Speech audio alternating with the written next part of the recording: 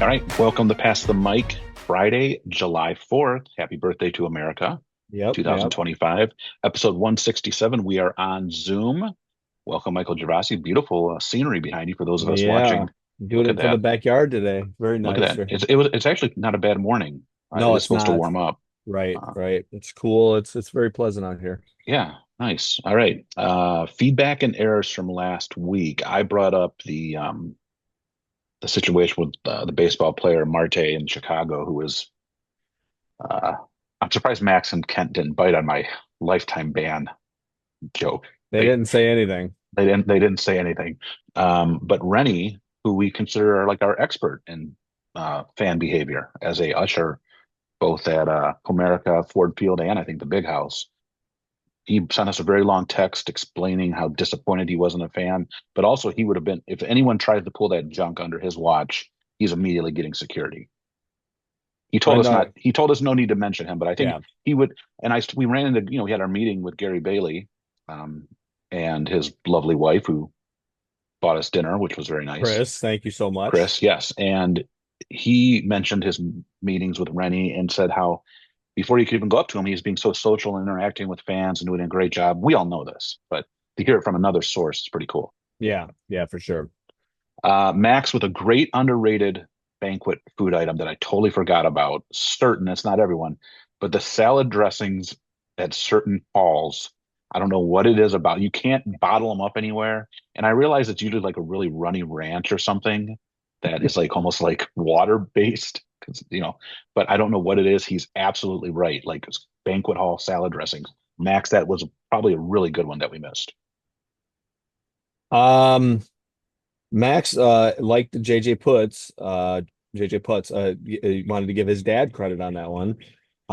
Asked you how you could resist mentioning trickle down or not mentioning trickle down economics when talking about economics of the 1980s.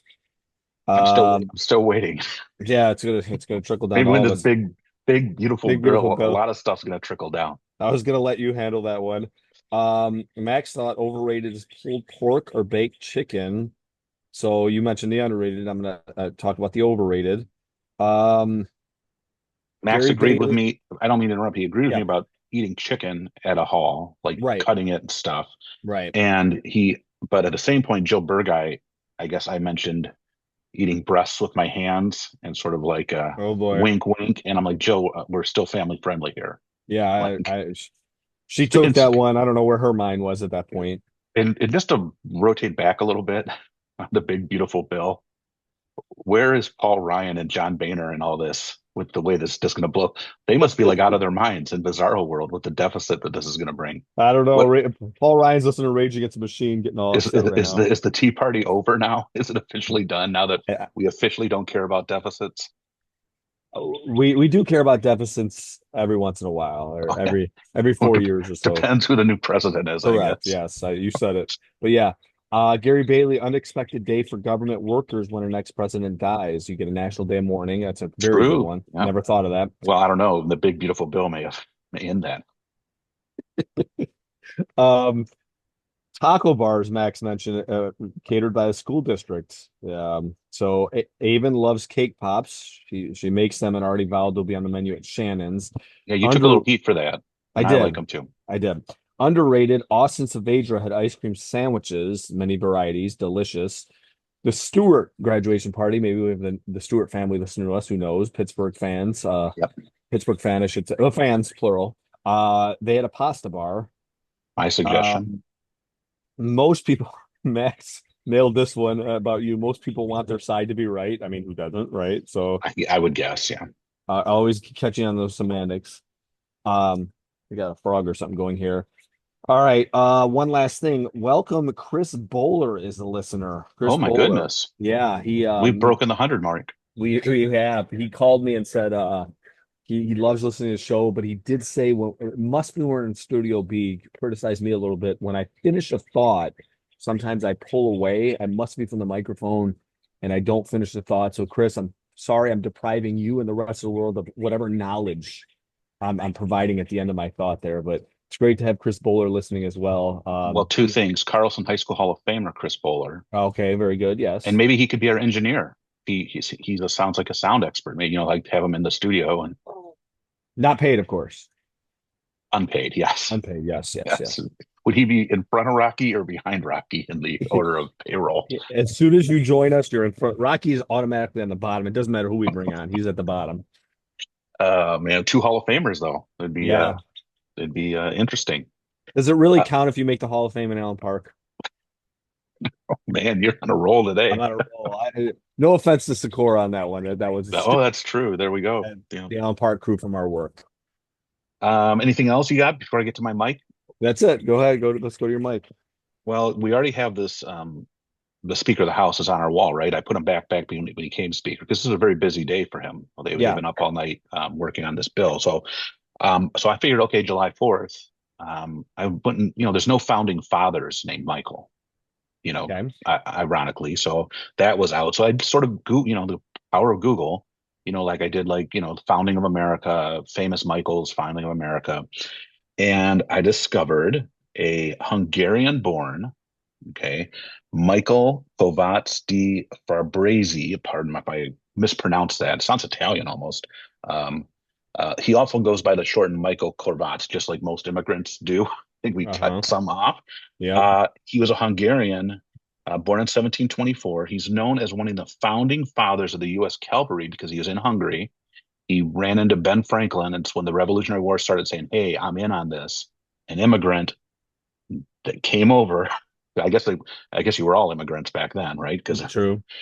died fighting in South Carolina during the Revolutionary War. So Michael Kovács, congratulations, you're on the wall, and as Wow. close as we get to a founding father. You like how I did that for the Fourth of Yeah. July? Yeah. Yeah, 1724 to 1779, buried on the battlefield, and I guess even some of what I read, and I got whatever the British that wiped them out pretty well. I guess it wasn't pretty, but the British leader said he was very impressed with this cavalry uh, that came up against him, but he still he was modest in victory. A small Wow. he won the battle, but they didn't win the war, right? Obviously, because we'll be lighting fireworks off later Right. tonight. Right. That's So are you lighting fireworks off? no, Oh, no. okay. That's See good. You that got I'll have this many on the 5th. yes. Well done. Well done. Likewise here. Same here. So you like that little U.S. history? You might That's have to a look that very up. good one. I just kind of Googled it as you were talking there. That's There's yeah. another person he's partnered with that they're sort of the co-founding, but I didn't want to let's not take away from the Michael. Okay. All right. Good one, All then. right. Yeah. All right. Education topic this week. We mentioned that we had our meeting, and we're doing a presentation on a podcast on podcasting and finding podcasts and later this summer. So I thought a good education topic would be, we're out of school, so it doesn't always have to be school related, but we have had the opportunities. You've presented, on with we both have PD presentations done. You've worked basketball camps, right? Like, Hmm. we both have presented. I presented at my library groups, and just presenting, I think, has changed a lot over in the last 20 years, and like things come and go. And so I just want to know what you do sort of do when if you were to prepare a presentation. We are obviously together in a little bit, but like if you had to, what are your top tips, or what are you going to do to keep your presentation relevant, and maybe what are just some tips to others that do it, so you are, the things you don't like, I guess, too, as I wanted to put in there. So Yeah, and I'll kind of combine the two. So, number one, first and foremost, and I'm sure you're going to touch on this as well, you have to know your audience. Um, yep. any presentation at all. And you mentioned basketball camp. I think of that. Max, we have one day and basketball camp. First off, shout out to Max, Rob, Raymond, all the people that work. They do an amazing job. The kids absolutely love it. But the worst part for me is he puts me in charge of we do the station thing the first day, and I'm in charge of passing. And if you know anything about young men, eighth grade, fourth grade to eighth grade, the least appealing thing in basketball to them is passing, Even less than right? defense. Yeah, Uh, I bet it is. I bet it is, because some kids like shut down defense is like a badge of honor. it So is I a badge guess of honor. The Pistons used to describe it as almost like a manhood thing. Whereas there can be there's some passing that is that will make highlights on Sports Center, the behind the back, the fancy passes, but in general, passing, especially fundamentally, what you're trying to teach fourth through eighth graders is the least exciting thing of all. So you have to find a way to keep this thing. Now, granted, I got to tell you, it's only 10 minutes, so it's not like I have to, present for 50 minutes or something like that. But it's still not the most fun thing to do. And even that, we try to, I usually have a partner with me, and we try to make it to spice it up, so to speak. But it's still not the most exciting thing. So the first thing I put here is knowing your audience. Um, Preparing, obviously, that goes without saying. Although it's interesting, we're going to talk about this at our presentation. You and I for this, and I'm not saying we're some great podcasters or anything like that. We don't really prepare. We get our subjects in, and there's no Yeah, for the weekly rehearsal. show. Right. Yeah. There's nothing there. But preparation when you're preparing is vitally important. I think that starts with knowing your audience. And then, you sort of have changed my mind on a lot of things when it comes to presentations. And again, you could talk about this. You're not a fan of PowerPoint, right? And so, well, go ahead. I'll let you No, no, speak I'm on just that saying in my notes I have slides to a limit. to a I limit. think it can't be what it can't dictate your whole presentation. When it does, you've lost the ability to uh, it becomes the presentation, it becomes the focus instead of the speaker. Yeah, and so like even in what I've learned is I'm as a teacher, I steal a lot. I steal a lot from teachers all over the place with permission, of course. So I guess not stealing it. Use maybe the right word. Um, and even within that, the visuals and the videos you put in, you don't want to replace if you're the rule of thumb as a teacher is you only lecture for as many minutes as the kids are years of age consecutively. So if you have a sophomore class, 15 minutes is kind of the max. Now you come back to something if you want, but that's the absolute max at one time. But you don't want to replace yourself as a lecturer with somebody else. You know what I mean? In a video, unless this person does something so wonderful. And I think again, as a teacher with time, we've begun to know what kids are going to be interested in, what they're not. The buzzwords that are going to really capture their attention. All of those things kind of go in. It all starts with preparation and knowing your audience. Well, and I think, it's funny, you sort of, and we didn't talk about what we were going to put. I have my very first point is less is more. So Hmm. whenever you think that if something becomes too overwhelming, you lose the group, you lose the crowd. Right. So, and that's why you sort of, we talk about our preparation, you just want to sort of get the big points across. And we talked about this in our meeting. If you start getting too much, it becomes overwhelming and people are going to tune out Hmm. even if it's an exciting topic, even if it is. And uh, you almost, that's an old joke. You leave people wanting more.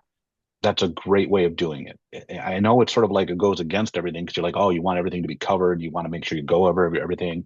But at the same point, you don't want it to be like overwhelming. You know what I mean? Hmm. It's so I have that. And again, that's sort of like the same with the slides. You got to be personable. Humor helps being, letting people know who you are. You say know your audience, and then they sort of need to know you a little bit. Um, that's to me is very important. I think always building in a question and answer session, and having your own first question, because as well as I do, no matter what the age group is, if you start with when you ask if there are any questions, a lot of people sometimes you'll get them, which are great because then that can springboard to everything. But sometimes it's just like an awkward pause, and then what do you do? Right. You sit there for 5 minutes and like say, "Oh, I guess there's no questions," and then you could always that's why when you say less is more, you keep one little thing back in your pocket and say, "Oh, I did." This may be a question that is out there, but we've got to mention this. Just a little tip and trick. Another thing is you can't, especially no matter what the group is, whether it be a bunch of 8-year-olds that you're teaching about passing or whether it be a bunch of coworkers that are middle aged. To me, I don't lose my mind if see that I'm losing a person or two. Hmm. I don't let that impact what I'm doing because we're all human.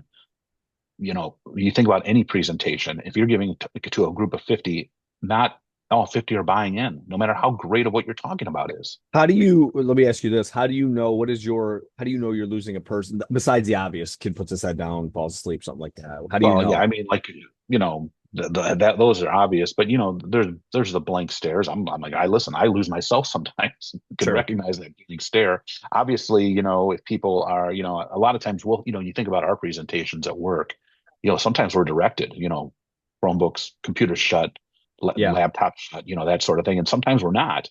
And I've sat in many presentations where, if someone's going over something and meanwhile someone's even smelling it on their Right. keyboard, you've lost them. So, and again, now the thing is, a person here or there is no big deal. And obviously, like people, talking or, it's just like any group, but, here, person here, there's no big deal. But then all of a sudden, if you look in like, a third is sort of gone, you got to reflect and change Yeah. things up. Yeah. That's just, but it's a hard thing to gauge, especially if you don't have, in a way, that's why I don't mind there being laptops open or whatever. Because, sometimes people, we talked about our notebooks and people taking notes. There's people that are all notes on a, Sure. Absolutely. and again, don't take things personally. Like I, again, I've been to PDs that don't, and I do my best to stay interested, but I've been to PDs that have zero relevance to me, especially in my position. It's just going to happen, but I'm not going to be rude. But also, I should understand that speakers shouldn't take it personally. They don't know what the situation is. Yeah. Couple of quick questions for you too, or statements, I should say. Number one, something just came to me. Rob Raymond talks about this, and former teacher, retired Mark Nyholm, Okay, the uh, captain. the captain, both mentioned to me. Mark, when I first started, Rob kind of has mentioned this when we talk about teaching, the importance of storytelling with younger people. A lot I of times think they all connect to those groups. stories. Yeah, you're right. All groups, but with younger people especially, because I think it humanizes you more and makes you become relevant, a little bit more personal and relevant to them. The other thing is, as you're talking there, you're mentioning this. It's funny, all of these areas that we've had to as teachers adjust what we do. Does Is college just going to always be, and listen, I was fine with it in the classes I liked. Any history class, I can listen to a professor lecture for hours. Obviously, take mental breaks sometimes while they're lecturing, but does, is college just going to stay static like this forever and it's not going to change and it's just going to be the lecture model, 2 hours, hour, however long your class is? Because it really hasn't. I mean, to the Yeah, best of it's my it's it, knowledge, it's interesting. I don't know. I don't, it's a different time, but I don't know. I mean, it's my son just started, but it has changed a little bit. My son just started. Michigan State has an early enrollment program for incoming students, which is really cool. And he's taking a class right now that's 100%, online recorded. Well, I guess it's recorded lectures. Because I asked him, I go, do you got to sit through a Zoom? And so there have been some changes, and then you're right, you're right. and then there's science.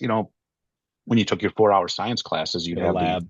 the lab and that sort Mhm. of thing. So, but I don't. Who knows? Who knows? So, a good topic, and we'll feed it. We'll give everyone a feedback. We'll give everyone an update after we do our presentation in July. Okay. Yep. All right. I'm really, really looking forward to it, to be honest with you. Yeah, for sure. All right. Overrated, underrated. In the past we've done like we're not bringing up the old firework, old bit siren, but we are going through. We went through a pretty bad heat wave last week, and it looks like it's coming back starting this weekend. So I thought, hey, great topic. Overrated, underrated, extreme heat. These new man, the weather people, you feel like, oh, if it's not the blizzards, what do they do? If there's no bad storms or anything, well, then they got to bring on this heat. They love this stuff. So what do you got as overrated? So I want to tell you just a quick story time, as I just mentioned. I was out, as a side job. Rob Raymond and I cut grass. We informally call ourselves the Good Enough Lawn Care. And we were out on that Sunday, that really hot Sunday. And man, Mike, I'm telling you, as I was cutting, we got to the last house, my arm suddenly felt cold. It was the most bizarre thing. And I'm like, Rob, I have to stop. And he felt the same way. He was getting a little nauseous himself, but so it was crazy. I mean, it could be. I remember that day because I worked the course and we only had like three foursomes the whole afternoon, which is crazy on a Sunday. Mhm. Like absolutely crazy. That day was brutal. It was brutal. Yeah. Anyway, and we actually cooled ourselves. One of the people said, "Hey, go ahead, jump in my pool for a minute." So I just did for a minute. But that leads to my overrated. I'm gonna go. swimming pools, and it's not necessarily, and again, overrated doesn't mean bad, but I think um so many things happen. I'm not a swimming person myself, my Natalia, my daughter is, but I think, you get sunburnt in pools. I think that people sometimes don't realize that, and the sunscreen can wear off pretty quick. And it's not my thing. So I'm going overrated, just swimming pools in general. My mom would agree with you because the one she's been having trouble with the pool at our house and the famous a pool and boat. You want friends that own them. You don't You know want to what? be the one Yeah, that's right. Very good. responsible for them. Yeah. My overrated is, and I've talked about this back in the past on a hot mic, but it's the U.S. Department of Energy, I think it is, sets out like air conditioning suggestions and standards, and then DTE has their app where you can check your daily usage, right? The standards that these people expect us to use our Oh air yeah. conditioning at is abs so it's like 78 degrees, right? During the is what that you should have it set as the ideal temperature, Right. and then raise it up to like 80, whatever. And then like DTE, like I said, I use the app that shows. I look at it. I try to look at it a couple times a week, and it gives you a score. The minute you turn on your central air, your score plummets. Like, and I'm not even like running mine at 68 or something crazy. Like I'm running at, What is it? 73, 73. 73. Okay.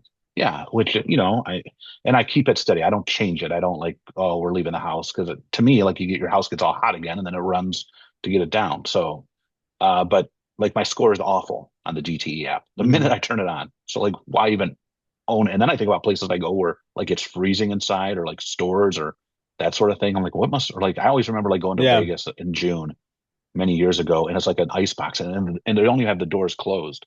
And I'm just like wondering what like the electric bill. Sure. I'm sure. That's the typical dad in me. So that is my overrated. What do you got as underrated? So speaking of air conditioning, just in general, it's just a quick feeling I love. It's when you walk in, that immediate walk into a house, a business, Yep. that immediate feeling. Even if like I noticed this at my house because I'm not spending much time there, moving out. Even the other day, I didn't have the heat on, and my house was all the way up to like 79 or 80 or something like that. That was still a relief, that an instant relief you get walking into something. It's a very quick feeling, but man, it's awesome. So that's my underrated. That's a great one. I mean, not to again, we are family friend. It's almost like a high, like Yeah, it really like is. and like even like at the golf course, ours wasn't working very well during that heat wave. Like it was like 80 or Yeah. 79 in there in the clubhouse. But when you walked out and did stuff, and then you walked back in Oh there, it yeah. felt. But then like especially like my house is 73, and if I went and I trimmed some tree branches, or whatever, got sweaty, and it never feels any cooler than that first minute when you walk in. Oh yeah, It's it's equivalent to quote the late great Stuart Scott. The cool is the other side of the pillow. That feeling you yeah. get from the other side of the pillow, real quick. It's just instant, but it's quick. It's awesome. So, and this is a little sidetrack. So, I'm thinking of best places that have that feeling. Casinos are one. Casinos seem to be like ice cold in the summer, but I Hmm. don't go that often. I think the next best equivalent is a movie theater, and I don't even Yeah, go to the I movies was that thinking often. movie theater. Yeah, Like that, they and movie theaters are dying, but that's the one thing that might keep them in business is summertime movies. Because yeah, if you don't have central air, or it's a great place to go. Because what do you get? You get about if you go to a long movie, you get 2 hours of right. great food and ice cold. And I think that, those are the two best places to have it. My underrated is any great, it's one thing I will agree with the feds and everything. Don't use your oven, right? Like, so it's a Yeah, great excuse not to cook. It's a right. great excuse to get carry out. And, so that's my underrated. It's a great, there's a heat wave there, we shouldn't cook. So that's what I'm going to do. I'm also going to put on there the Downriver and Friends posts. I don't know why people don't understand. Like every year is the same thing. We live in a state that, for the most part, is pretty mild, medium. You're going to get in the 80s in the summer, but every once in a while we're going to get a week or two of oppressive heat, and it's not a surprise. Just Right, like in the winter, right. that's coming. And every year, people are like looking for fans and window air conditioning units, and they're gone. And it's the same thing as generators when there's a storm. Like I don't understand. Like, and I get it. Everyone's budget's different. So an air conditioner, you can't. I'm going to have a central air installed. Well, that's a different thing. But a box fan or whatever, like buy one in September or buy one in Yeah, April. yeah. It's not you're going to use it. You're gonna Like use it. I don't. It becomes this panic on Downriver and Friends of like, help me, I need this, and I'm like. they're all sold out. Well, of course they're sold out. It's 98 degrees. Like I, Oh man, it's the gift that keeps giving. Can I use that as well, a firework springboard time to now is coming up. So, yeah. But let me you're right. Let me use that as a springboard though, because one of the people we didn't mention, Kennedy, oh yeah, has sent us some screenshots of Downriver and Friends. yes. I won't say what the I won't say what She's the a, screenshots. she knows we're fans, and she and keeps us up to date. And yeah, I believe somebody was taunting Downriver Jeff. That's a oh man. I remember one time years ago, I posted a joke about a post right under Downriver Jeff. Like it was a, I mean, it was like I was putting myself out there, and I didn't get blocked or banned. And then another time, remember when we had the earthquake that was local Yeah. around here, and Hmm. I actually posted a post, like actually not a comment, and I said, "Man, earthquake downriver. Now we can really ask what that was. Have your day, downriver." Yeah. And I clicked submit, and I sort of like let it ride. And then one of the comments was Downriver Jeff. He said, "Now that's really funny." And I was like, Oh, really? "Yes." I felt like a court jester that like won the approval of the king of Downriver. I wonder if Downriver Jeff is a listener. I don't know. Well, maybe we'll have to. I don't know. I think we're not. We'll just leave it at that. I don't know. Okay. Just say we could be up to 101. So okay. All right. Great overrated underrated. We'd love to hear what people think. I want to hear what people's go-to places are when it's really hot. That's not their house. What's the coldest place that you could go to or walk into? I mean, other than like a walk-in cooler. We have one of those at the golf course too. Like, and I always thought like where they keep all the beer and stuff. I Yeah. guess that'd be. I mean, we're talking a natural place where people could go, Yeah. Right. Right. not the zoo. I always think of how miserable the zoo must be on Oh days my like God. that. I'm sure. I'm sure. Like, who would go to the zoo on a day where You, it's 90? you want to take your kids, maybe that's a, oh, it's funny. I could just picture this because I remember Disney, by the end of the night, you have kids that are whiny because they're so tired, and parents that are sweaty and hot, and just, I picture the zoo being that all day, just Yeah. Yeah, angry that's parents. so that's a good question. Where's the best place to go and where would be the least desirable place to Yeah. go? I think the Right. zoo is right up there. Yeah. I would agree. All right. Well, plus you factor in the smells. Gosh. Sure. All right. Hot mic take. What do you got for this week? So I got a story and I have a question. Okay, so for the first part, I am, as you know, I am getting married soon. A week from today that Yeah. we're broadcasting, and I Recording. Yeah. recording. Sorry, broadcasting, recording. We're bringing my pet and her pet together, Oh my goodness. and it's rough. Both are her dog is as old as he might be 12 years old, Oh wow. thereabouts. He's still got some. He's. I wouldn't have guessed that if you had asked me how old is he, I'd have said 5 or 6 because he's full of life. He loves fetching balls and and then Excellent. I'm bringing a cat who's 4 and the two-part question is this. The first part is, or the first question and then a statement, a story with it. What do I do? How do I do this? Because the cat is here right now and he's locked in the basement. We brought him out yesterday, had the dog outside trying to get them to sort of familiarize with themselves with each other, and it didn't work. Cat ran straight for the basement. They've met before. The very first meeting, the dog charged him. Probably what I don't think he was going to attack, but the cat doesn't know that. So Yeah. um, so that's I have this dilemma and we're working through it right now as we speak, and it's not easy. So that's the first thing. So I'm seeking out advice from any listeners. The second thing is I sought out advice. I actually Google searched animal psychologists Oh my in the God. area. Did Dr. Rice pop up? Dr. Rice did not pop up. There is one that is in the Metro Detroit area. So I sent them an email, got an instant response. Here's what they asked for. Your credit card? Yeah. $465 for Oh my initial goodness. consultation. That's just for consultation. You bring the pets, singular, to them first for a 90-minute meeting. And then they ask for a 30 to 60, or I'm sorry, 3 to 6 months, 30-ish minute meeting every three to Sessions. six months sessions after. Now, again, they only ask for one pet. So I'm wondering how this would work out. Dr. And Rice should look into doing this. He can retire. what what do you do what do you do with this pet? Do you sit the pet down and try to Like it talk lays to on the couch. so this is Well, it all started when I was neutered. Oh, Trust I'm not. issues. We're not going to this guy. Family, family pet friendly, I guess. $465 for 90-minute session. And again, one pet. So I'm just wondering how Man, this we're in the wrong line of work. absolutely we are. So animal psychologist is the way to go. So that's the other thing we brought up. We've talked about careers here before. There you go. It's funny that you brought this up because it's going to tie into mine, and we had no discussion about what this Done. is. First of all, the one thing I would do is like always like go to YouTube or whatever, and like just put like Oh, I had introducing a a cat and dog together, and like, yeah, it's a great idea. I hey, that's Googled it, but I free. didn't go to YouTube. You're right. Sorry, sorry, pet psychologist, Dr. Peyote just undercut you. Uh, or like any of our listeners, I know we probably have some listeners that my wife used to have a cat way back in the day, and then the cat we had to put down through age, and then we had nothing, and then we got Ella. I've never introduced. We've talked about this in our house though. We like because sometimes Chloe and Elisa will be like, "Oh, I bet Ella would love a friend," and then we realize like how spoiled she is. Like I'm the one that says she wouldn't. Like Hmm. she runs a house, and she was, and like Elisa had, we had when it just she wants her time, and so that and one's fine.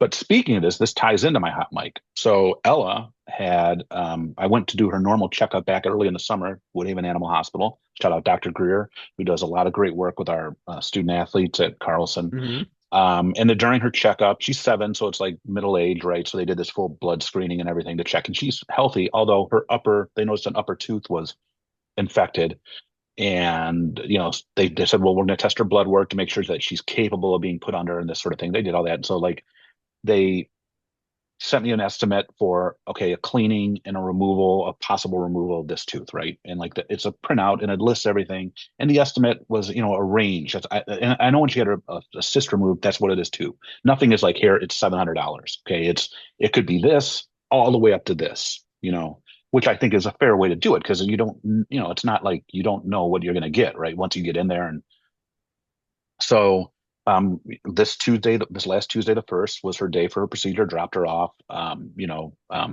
They went in there. The lady was great. I think they bring in like a dental expert, and she's saying how she loves mixed breeds. And she explained to me, by the way, for you pet owners, like hard bones, like treats that are like flavored, ice cubes, and then those pig's ears, bad for dogs' back teeth Oh because they wow. just gnaw on them. So we don't give Ella those a lot. She get it as a treat, but so just a tip for dog owners. That's what I was told. Well, basically, long story short, she had to be put under and ended up having 3 teeth removed, which, and so but when we got there, I dropped her off Tuesday. They called me, got back on Tuesday afternoon. My wife went into the room to wait for the dog, and I took care of paying the bill. And they ended up giving me a total number that was between the range they said, but closer to the lower end. So I sort of, when they gave me that range, I estimated it like in the middle. I'm Yeah. like, here's Oh, my oh, point. you went If middle? it's, if it, yeah, like I always go high. up towards, well, upper 2/3, I'd say. Okay. I'd say this is where I'll be like, okay, if it's this, I'm fine. And if it's above it, I'm gonna be like, oh, great. But if it's under it, happy. Well, it was way to the low end. And Nice. I was very happy I paid it. But it brings me to my point, and it's not just vet care. I think of like auto repairs, home repairs. Like a lot of places are relying on your trust to pay this bill. Like the Yeah. dog's teeth was done. Right. Like what if I was like, oh wait, I don't get paid till tomorrow? Yeah. Like, do they What will they keep my do? dog? Hold your dog ransom? Do they stuff the teeth back? And like your car repairs, like you go get your brakes done or whatever. Like most places, like I went and got my oil changed earlier this week. I paid for it after they were done. They're gonna go drain the oil. I know you can put liens on stuff. I know that like, we talk about Lonnie comes. Lonnie comes and does the work, right? Does all your plumbing Yeah. work and then And gives just you a total at trust. the end. Yeah. Yeah. I wonder I how would often they get cheated. I've read some, again, Downriver and Friends. I've read some things, and it's a hard thing to do, because like most places when you start doing a job that's over like $1,000, they want like a deposit of some sort. Like when Right. I had those Right. repairs, which I get, but you can sort of as a consumer get ripped off on that too. It's just like, man, there's a lot of trust out there in the world, I guess. Yeah. Because like It's I interesting. don't, I guess in the vet world, you'd first of all be never be able to go back there. I wonder if there's like a blacklist, like a banned list. Hmm. Like, Mike Peyote didn't pay for the dental. We had to sue him and all this and don't accept him as a patient. Maybe it got me. You just saying that too got me thinking. One of my favorite authors comes out with something every year. I'm not trying to geek out here, but he mentioned something in one of his books. Noah Yuval Harari. the concept of money itself is completely based upon trust, that we all trust that it's worth a certain amount. And if everybody just simultaneously decided this is meaningless, society would collapse. And Yeah. I never thought of that. But yeah, Well, you that's think about it, every sit down dinner you go to is based on that trust. Not yeah, we're not even talking like a hundreds of dollar bet bill. We're talking about, two people going to Chili's for triple yeah, dippers. If you don't have the money for the triple dipper,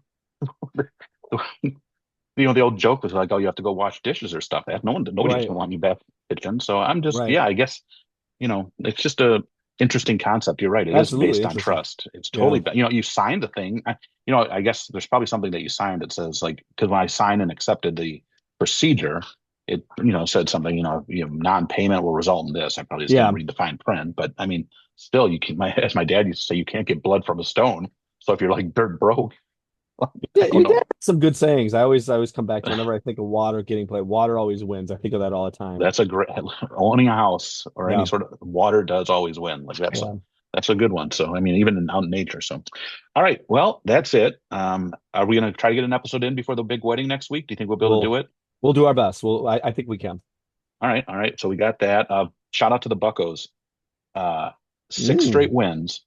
Donnie More Kelly, baby. importantly, Donnie Kelly, baby. Rennie sent me something about someone's throwing his name around as NL Manager of the Year. Wow. Already, you get these two games over 500. But more importantly, they swept the Cardinals and shut them out all three games. And this is like the first time something like this has happened in ages. So Mm. congratulations to the Buccos. Tigers are still doing well. They're playing the minor league It's team in Washington. interesting. Yeah, it's interesting about the Tigers. Their first game yesterday, I was in the car. They won big. It was 10-0 at this point early in the game, and I'm like, man, this team is really good, really really good. Obviously, they have best record in baseball or second best, depending on when you're listening.